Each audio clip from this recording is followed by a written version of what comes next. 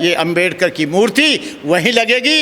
ये कोर्ट किसी के बाप का नहीं है, यदि है तो डॉक्टर अंबेडकर का है, क्योंकि डॉक्टर अंबेडकर की वजह से, उसके संविधान की वजह से ये देश चल रहा है। डॉक्टर अंबेडकर का अपमान इस देश का अपमान है, डॉक्टर अंबेडकर का अपमान संविधान का अपमान है, डॉक्टर अंबेडकर का अपमान या करोड़ों उनके अनुयायियों का अपमान है। ये अपमान बर्दाश्त नहीं होगा।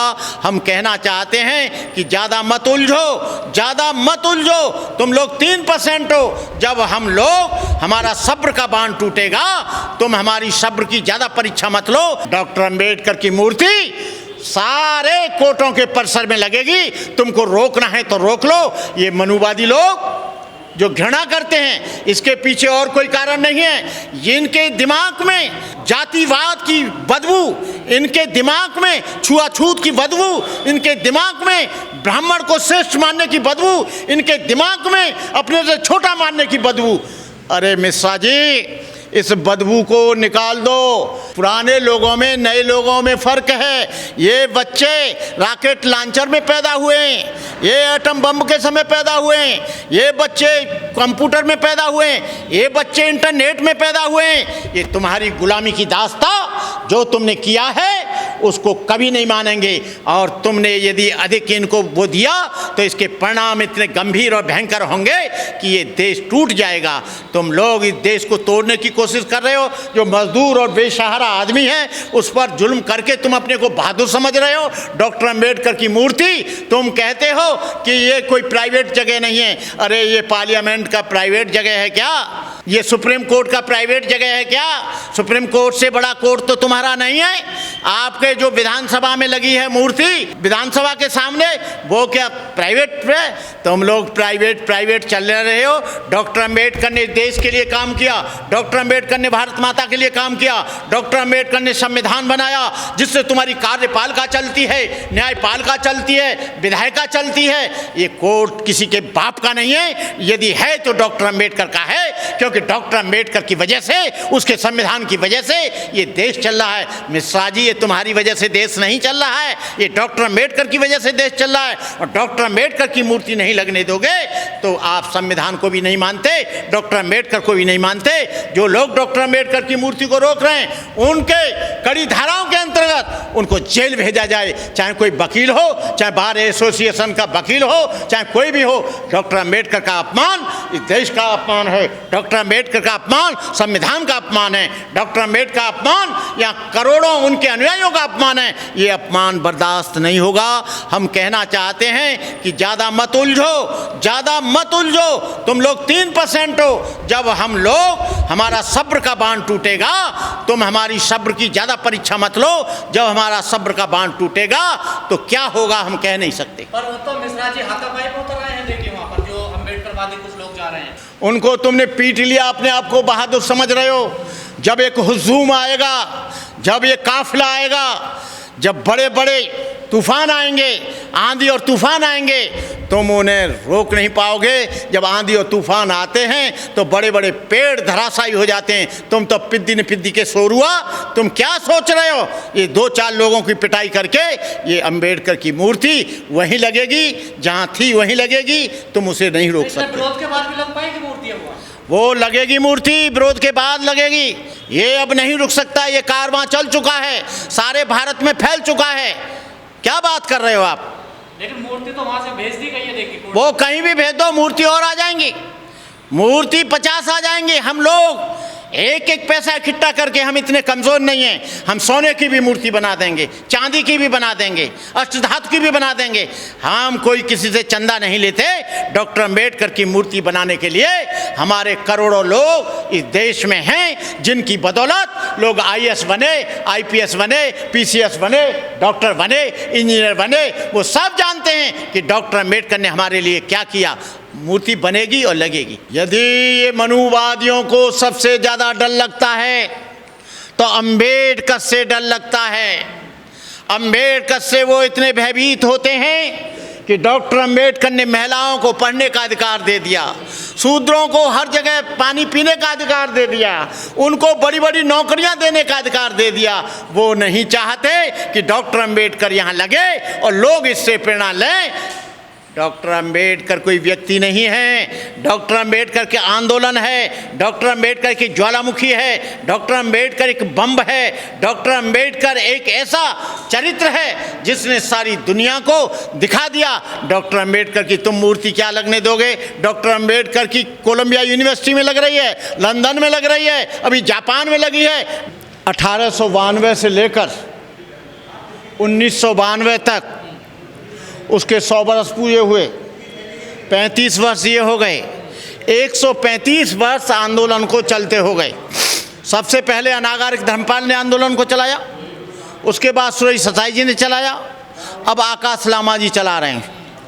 जो अखिल भारतीय बोध गया महाबोधि महाविहार का जो आंदोलन था, जो 92 में शुरू किया था, उसमें मैं भी था, लेकिन वो आंदोलन फेल क्यों हो गया? इसलिए हो गया क्योंकि आंदोलनकर्ता ही हिंदू मैनेजमेंट में मेंबर बन गए थे। If you want to change amendment, if you don't want management with Hindu, why are you accepting membership under the 1949 act? जिस एक्ट के खिलाफ लड़ रहे हो, उसी एक्ट के अंतर्गत सुरेश ससाई, भंते आनंद उसमें मेंबर बन रहे हैं। और आंदोलन धराशायी जब हो गया जब भंते आनंद और सुरेश ससाई उस आंदोलन में मेंबर बन गए। इनका आज के आंदोलन से कोई लेना देना नहीं। ये आंदोलन पुणे से शुरू किया है आकाश लामा ने, प्रज्ञाशील ने, सुमित नाथन ने और आपके चंद कीर्ति ने, हम लोगों ने ये आंदोलन शुरू किया है। ये आंदोलन जो लोग झूठी अफवाह फैला रहे हैं, भ्रामक प्रचार कर रहे हैं कि आंदोलन खत्म हो गया, आंदोलन खत्म नहीं हुआ है, जगह को चेंज किया गया है। क्योंकि जिस जगह पर आंदोलन चल रहा था वो 2 भाइयों की ज़मीन थी जिसका डिस्प्यूट था, उनका कोई समझौता हो गया।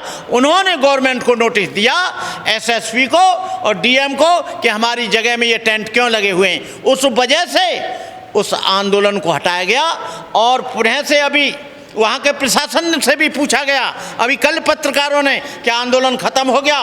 खुद उन्होंने, डीएम ने और एसएसपी ने कहा आंदोलन अभी खत्म नहीं हुआ है, निगमा में वो आंदोलन चल रहे हैं। जगह परिवर्तन होने का मतलब ये नहीं है कि आंदोलन खत्म हो गया, आंदोलन चलेगा। लेकिन कुछ लोग झूठी अफवाह इसलिए फैला रहे हैं क्योंकि इस आंदोलन को हाईजैक करना चाहते थे, इस आंदोलन में बिना करे अपनी उपस्थिति दिखाना चाहते थे। कुछ लोग, इस आंदोलन इतना तेज हुआ, पहले मीडिया का ज़माना नहीं था, पहले ये सोशल मीडिया का ज़माना नहीं था, लेकिन सोशल मीडिया की वजह से हम आभारी हैं सोशल मीडिया के कि सारी दुनिया में, America, London, France, Thailand, Japan, Burma, Sri Lanka, Laos, Vietnam, सारी दुनिया में आंदोलन फैल गया। कहने का मतलब ये है, जो लोग ये झूठी अफवाह फैला रहे हैं कि आंदोलन खत्म हो गया, रुपया लेकर भाग गए, एक भी रुपया लेकर कोई नहीं भाग सकता। लेकिन इस आंदोलन में, इन 100 वर्षों में, जब पहले भी आंदोलन चले ऐसा कभी नहीं हुआ, लेकिन हमारे निर्दोष और बेगुनाह एक बौद्ध भिक्षु को, विनयाचार्य को कड़ी धाराओं के अंतर्गत लगाकर, झूठे आरोप लगाकर निर्दोष और बेगुनाहों को इन्होंने जेल भेज दिया। हम कहना चाहते हैं कि विनयाचार्य को जल्दी रिहा करो, और जल्दी रिहा नहीं करेंगे तो हम सड़कों पर आएंगे। कहने का मतलब यह है, ये आंदोलन कभी भी वहाँ पर जय श्री राम के नारे नहीं लगे, लेकिन बोध गया के परिसर में जय श्री राम के नारे लगे। आरिफ मोहम्मद आए, आरिफ मोहम्मद ने वहाँ शिवलिंग की पूजा करी, जबकि मुसलमान होते हुए मुसलमान कभी पूजा नहीं करता है, लेकिन इस चीज़ को बढ़ावा मिला। कहने का मतलब यह है कि आंदोलन खत्म नहीं हुआ है। ये आकाश लामा प्रज्ञाशील कहीं रुपया लेकर नहीं गए, जो रुपया है, जो दान में आया है, उसका एक एक पाई का हिसाब, आय और व्यय का हिसाब सारा का सारा है। लेकिन वो लोग इस बात को भ्रामक प्रचार कर रहे हैं जिनको नहीं मिला, जिनको दान नहीं मिला, जो लोगों ने, उसमें से जो लोग इस वहाँ पर झूठा अपनी उपस्थिति दिखाकर उस आंदोलन को हाईजैक करना चाहते थे, आंदोलन का अपहरण करना चाहते थे, लेकिन वो अपहरण हमारे लोगों ने, आकाश लामा ने और तमाम लोगों ने उसका अपहरण नहीं होने दिया। रात को 2-2 बजे तक धमकी दी गई आकाश लामा को, प्रज्ञाशील को दिया गया, झगड़ा किया गया, झूठे आरोप लगाए गए, झूठे आरोप लगाकर ये कहा गया, और जो आंदोलन का अकाउंट था उसे भी सीज किया गया। ये गलती किसी और की नहीं है। जो तमाम तरह के डिस्प्यूट हैं, तमाम तरह के जो बौद्ध भिक्षु अलग अलग आंदोलन चला रहे हैं, उन लोगों से मैं कहना चाहूँगा कि यदि महाबोधि महाविहार मुक्ति आंदोलन चाहते हैं, मुक्त करना चाहते हैं, 1949 एक्ट बदलना चाहते हैं, तो आप सबको एक मंच पर आना चाहिए। अपनी अलग अलग डुबडुबी नहीं बजानी चाहिए, अपना अलग अलग चंदा नहीं करना चाहिए, अलग अलग ये नहीं कहना चाहिए कि आंदोलन मैं चला रहा हूँ, बनते करुणाकर कहेगा मैं चला रहा हूँ, बनते आनंद कहेगा मैं चला रहा हूँ, विनयाचार कहेगा मैं चला रहा हूँ, आकाश लामा कहेगा मैं चला रहा हूँ।